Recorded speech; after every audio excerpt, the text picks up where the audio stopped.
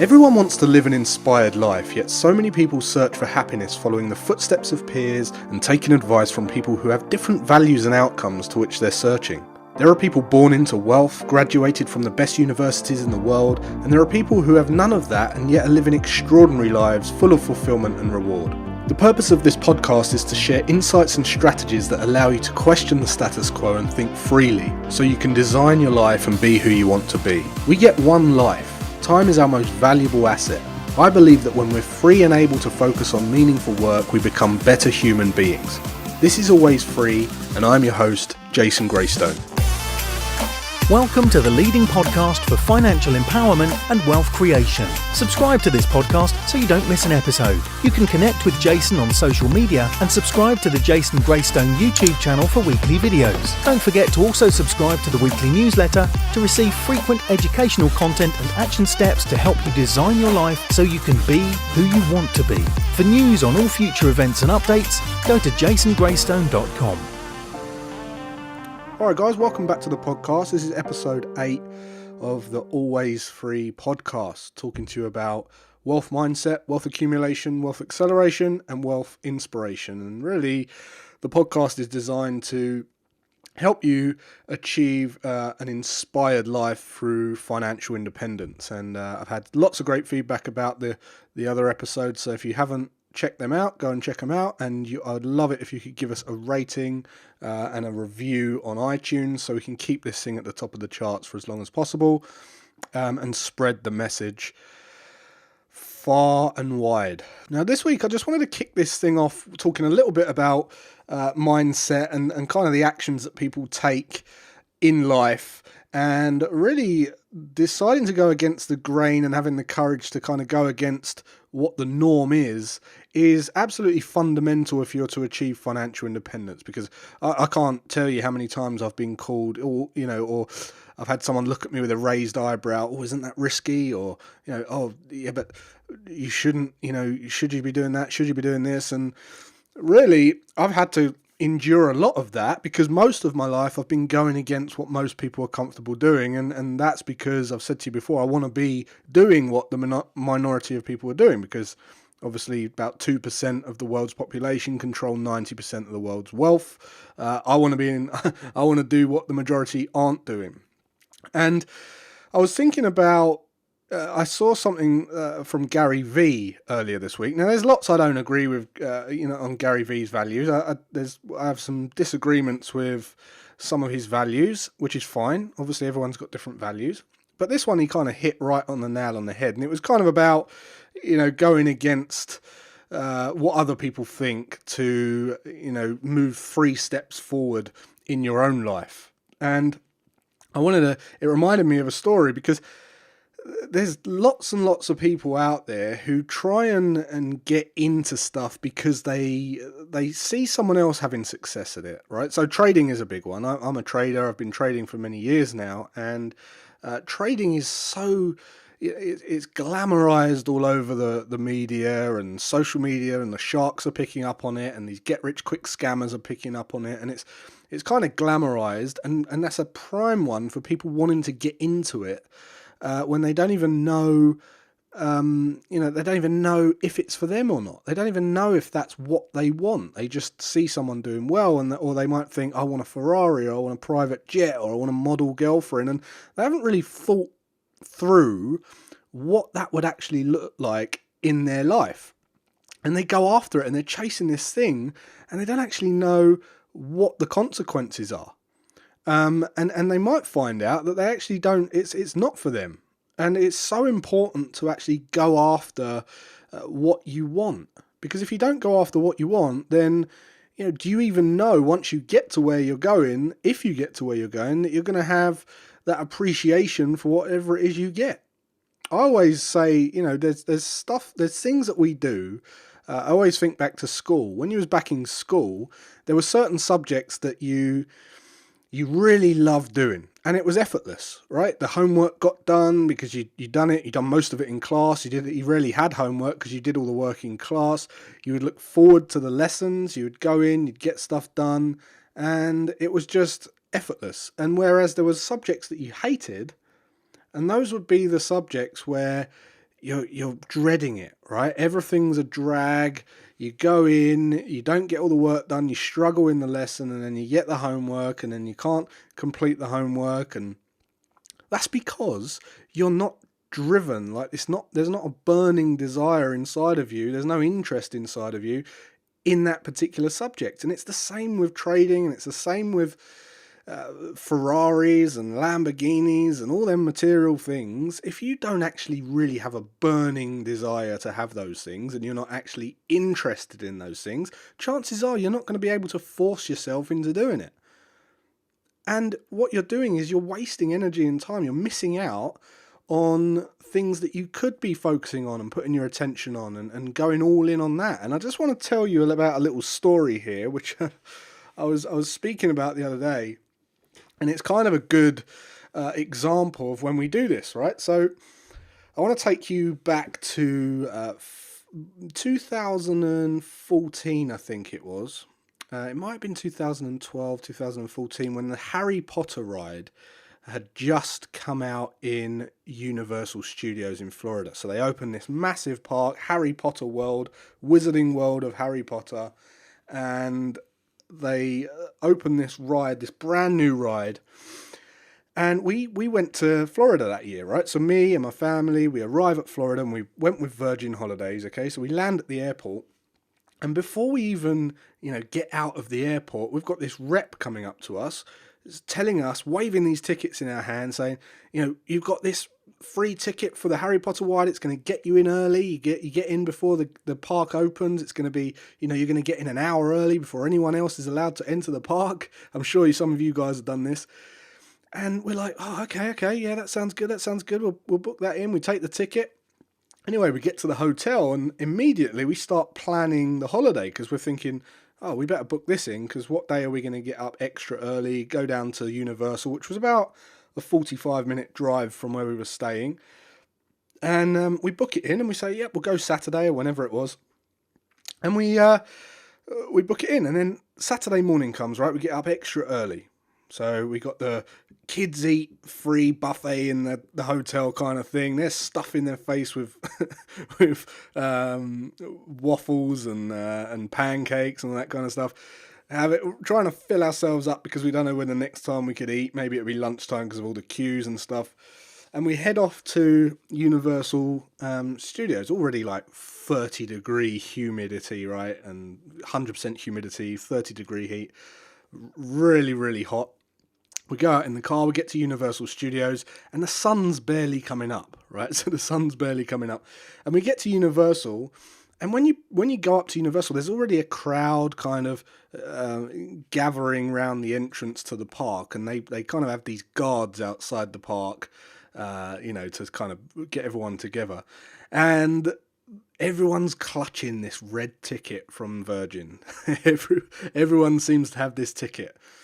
And the gates open, right? They blow this horn, and imagine what the London Marathon looks like when they're lining up to start the race. That's what it was like. The gates open, it's like, and everyone starts running, legging it through the park, and the Harry Potter ride is right at the end of the park, right? Everyone's going, flying all past the bumper car rides and the other little hippopotamus ride and the octopus ride, and missing, like, going straight past all these other rides that are there, heading for the furthest ride. Of course, they built it in the furthest corner of the park, and if you've been there, I'm sure you know. And everyone's running to this Harry Potter ride, right, clutching their little band, their ticket.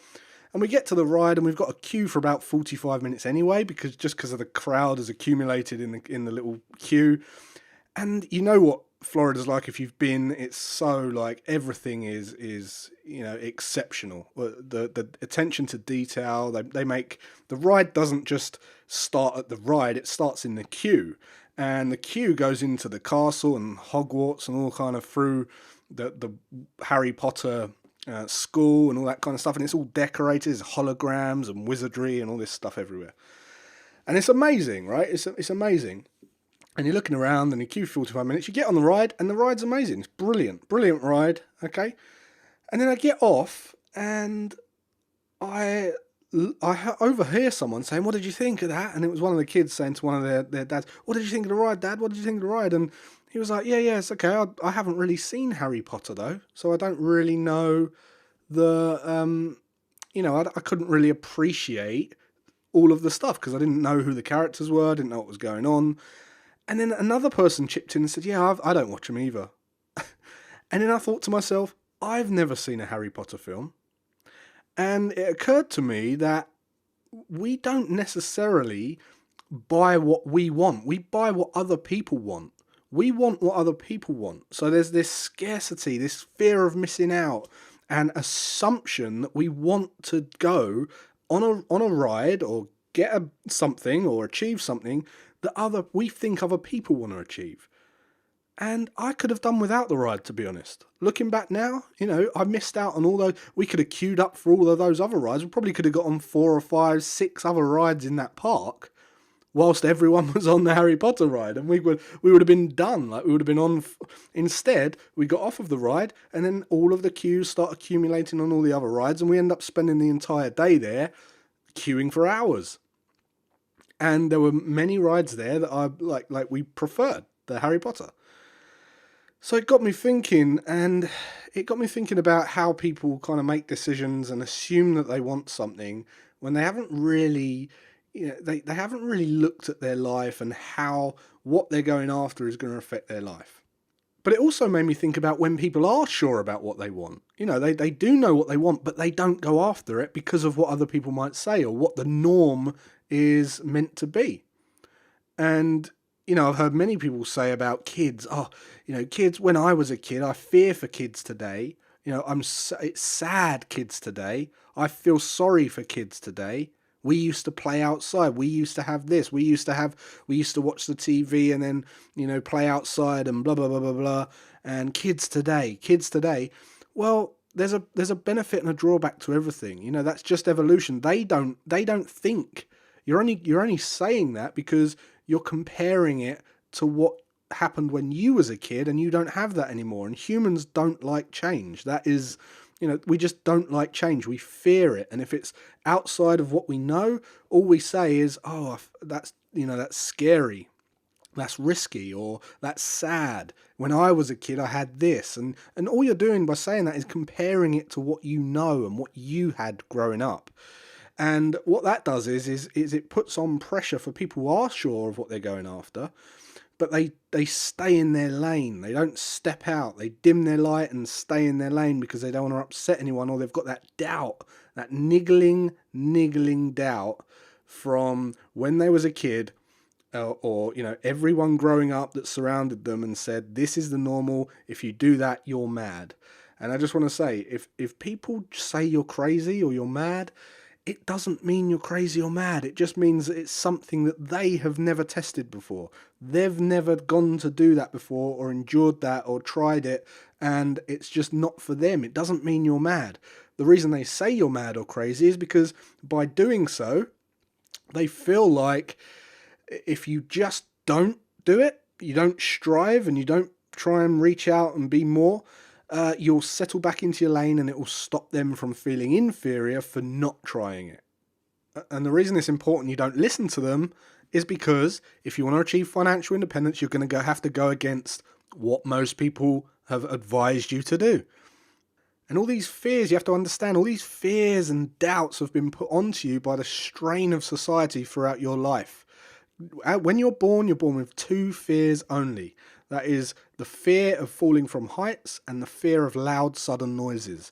So that means that every other fear or doubt or strain that we've got on us has been put into us by society. It's been bled into us by society.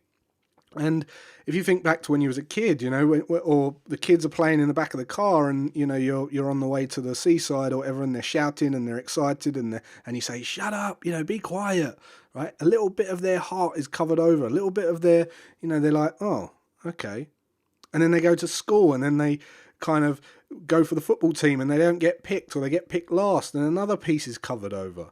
And then they go on, a first date and they get stood up, or they get dumped, and another piece is covered over. And then, and so on and so on and so on. And then through time, we're sort of controlled by this fear and doubt of society. And if you want to break out, if you want to get to where you want to go, you have to rise above all of that stuff. You have to go back to your fear of falling from heights and your fear of loud sudden noises, and that's it. Okay, obviously you're more aware as a human, and you've got a sense of danger, which is is good, because you don't want to be walking into the motorway, right?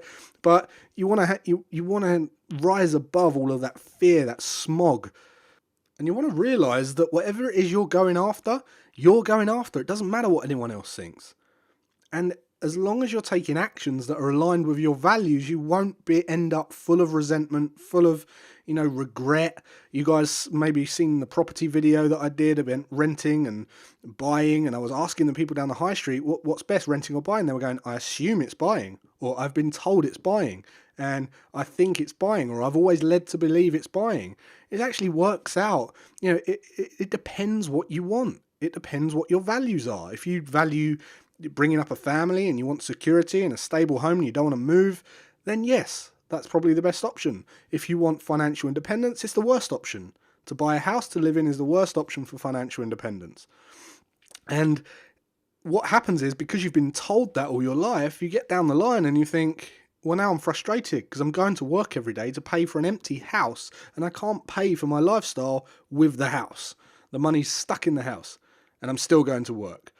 And what Gary Vee was saying is, he said people are so, obsessed with what other people think of them, of the facade of doing well or having 2 extra spare bedrooms, that they won't sell their house, they won't go after their dreams, and they'll just continue to work for 40 years with regret.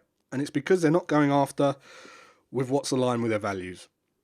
For instance, if you was to go and buy a car, right, you would pick a car based on your values for the purpose of the car. If you want a BMW or a Volvo, the person buying the BMW might want a bit of a performance car, a sports car, a nice ride, whereas the person buying the Volvo wants safety, security, but they're both cars. They both do the same thing, except Volvo advertises safety and security, BMW advertises lifestyle and a sporty drive, and they're both cars. But it's what you value, right? It's what you value. If you've got young kids, you might want a Volvo. If you've got a hot girlfriend or husband, you might want a BMW. Okay? It just depends on your values. If you ended up going, do you know what? I really, really want some safety, and I want a lot of room in the car, and someone gives you a BMW and it's a bit jolty and you think, oh, well, this isn't very good. You're going to be frustrated. You're going to be bitter. And what people tend to do is they go around looking for tools that don't get them the result that they want. So it's a bit like, when someone goes to buy a drill, they're not buying a drill for a drill. They're buying a drill for results. So they don't want the drill. They want the hole in the wall. And too many people go looking for tools that don't give them the result that they want. They get home, they get frustrated because it doesn't work. So I've really drilled in on this episode, because each week you're learning new strategies, and this is you're gonna have conversations with people. You're gonna come up against people and they're gonna go, oh, you're listening to this podcast, oh, what are they telling you to do on there? Oh, you got to do that. Oh, that's risky. Oh, I wouldn't do that. Oh, well, surely it's best to do this. Oh, that sounds like gambling. Oh, he sounds like a crook, right? He sounds like a con man. And you're gonna have these conversations, I promise you. Everyone I've worked with and everyone I've given advice to has come to me and said, I tried to explain this to someone, they didn't get it, they thought I was taking risks, and of course they are, because they don't know, they're not aware, they don't know. So what they're doing is they're comparing it to what they were told, that has been embedded into them by society as well, from their time, and it's not in your best interest. So just remember that. Okay. So just to finish off, guys, I'm going to give you a couple of strategies here, and I've had lots of great feedback about the last week's episode about the accounts, the automation and getting the accounts open. I've had so many people write to me and say, I've already opened the accounts, I've named the accounts, they're going, it's coming up for the first of the month, the first transaction is going to take place, it's going to get automated into the 3 accounts, which is amazing. That's going to change your life.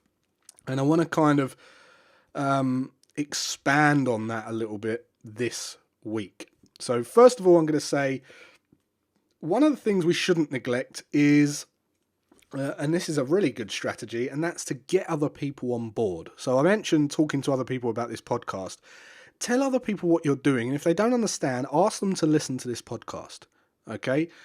If they don't want to listen, then fine, but just tell them what you're up to. Tell them, get them on board. Say, listen, I'm controlling my expenses. I don't want to go out. Like what I did with my friends when I lived in Sutton, I moved to Leatherhead. Just get them on board. Say, this is what I'm up to. I really appreciate your support, or maybe you can do it. Set up like a little group. Get them on board and all do it together. Track your expenses, go and optimize, prepare a spreadsheet.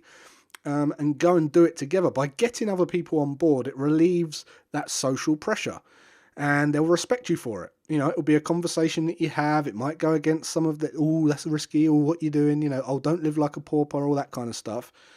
But once it's out there and you've got them on board, it will relieve you of pressure and you will find that other people will get on board. They'll soon ask what you're doing and they'll soon asking how you did it. So get them on board. That's very, very powerful. Don't underestimate the power of that. But second of all, I want to expand on what I said yesterday, and that was kind of when I said about the 3 accounts. What I want to talk about is the savings account, okay? Because what that's going to do, we're going to start building a buffer of living expenses that's going to be held in either the saving account or living account or split between the two, to how you feel comfortable. And you want always have about 3 to 6 months living expenses in there, okay? What I want to talk about is increasing the savings. Okay, so I want to talk about increasing the savings account by 10% every 3 months. So you're already saving 10%, which is a bit of a strain, and you've kind of put a little bit of a tap on your expenses, and you're already tracking your expenses and optimizing those, so it's fine. But what happens is after about 3 months, you adapt to it, you become used to it, and it doesn't feel as much of a strain anymore. So what you want to do then is you want to go and increase those savings by another 10%. So I'm not saying like add 10%, I'm saying increase it by 10%. So on month 1, you're going to increase it by 10%, okay? And then on the 4th month, which is 3 months later, you're going to increase it by 11%. So you're going to go up to 11%. 10% of 10 is 1. So you add the 1 to the 10, and that's 11. And then you're going to go 7 months down the line, 3 months later, and you're going to go, right, now I'm going to increase it by 10% again. So you'll go up to 12.1%. And what that will do is every 3 months, every quarter, you're going to get used to that little pinch at the start of the 3 months. Then you're going to get used to it. It's a small enough amount that it's not going to cripple you or really ruin your life. And you're going to get used to it. But what it also does, it slowly turns off the tap to your living expenses, which makes you want to go and earn more money. You become more creative. You become more driven to go and increase your income. Okay? And you can't underestimate the power of these intangibilities. You will slowly turn off the tap on your living because you're going to increase your savings. And what that will do is force you to reduce your living expenses at the same time. So what I want you to think about is increasing your savings every 3 months by 10%. And what you can do is set a little alarm on your phone. I have mine every single 3 months on the 1st of the month. It comes up on my phone, says increase your savings. So you go onto the bank. Instead of the 10%, you add 10% to it. And then add 10% to that. And then add 10% to that. And so on. And the idea is that you keep increasing this thing forever. Okay, and when you get to about 50% and you're saving 50% of your income, which is going to grow, by the way, I'm going to talk to you about growing your income. When you get to about 50%, you are in a very, very powerful position. You're saving, you're going to start investing that. You could even start trading and speculating if you're into that. And you're in a very, very powerful wealth acceleration mode at that point. So have a think about that. Hopefully, if you didn't get set up the 3 accounts, go and do that. And there's no excuse for not doing this. It's very easy to do. You can put a note in your phone, put a reminder in your calendar. In fact, if you've got an iPhone, you can... In fact, where's my phone? Hold on a sec. We can just do this.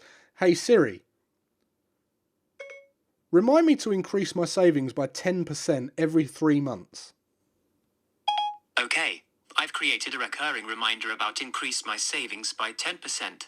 There you go. It's as easy as that. And every 3 months, that's now going to remind you to increase your savings by 10%, which is going to increase your wealth and move you closer to financial independence.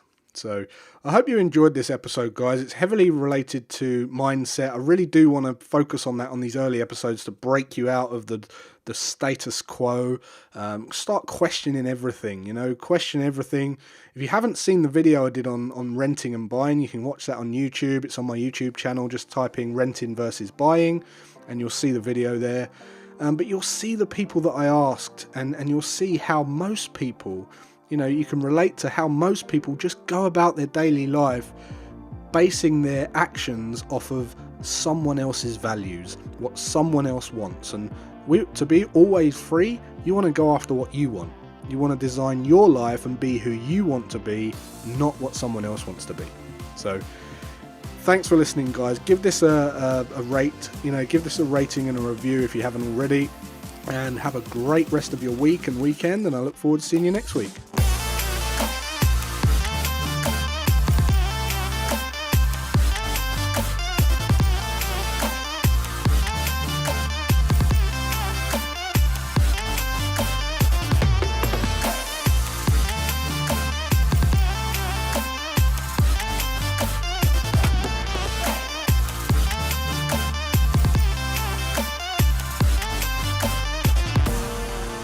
Subscribe to this podcast so you don't miss an episode. For news on all future events and updates, go to jasongreystone.com.